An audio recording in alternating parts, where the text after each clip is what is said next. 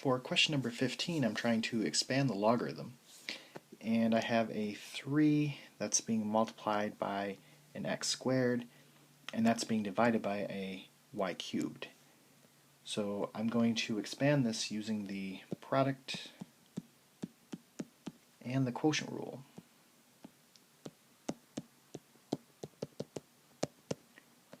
So it's going to be log base 5 of 3 plus log base 5 of x squared minus log base 5 of y to the 3.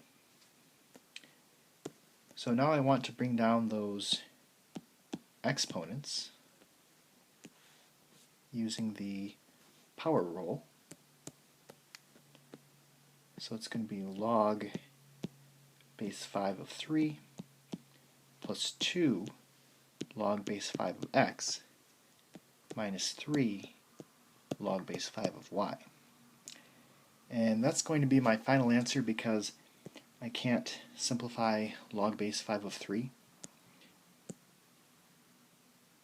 So that's our final answer.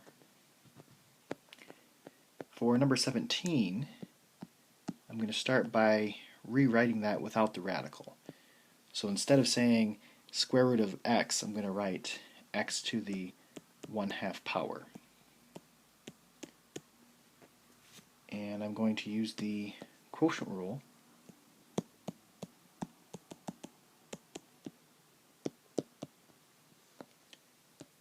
to expand this. So this will be log base 3 of x to the 1/2 power minus log base 3 of 7 minus log base 3 of t squared. Then I want to bring down those powers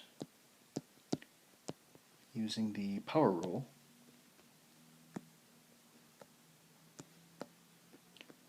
So I have 1/2 log base 3 of x minus log base 3 of 7 minus 2 log base 3 of t.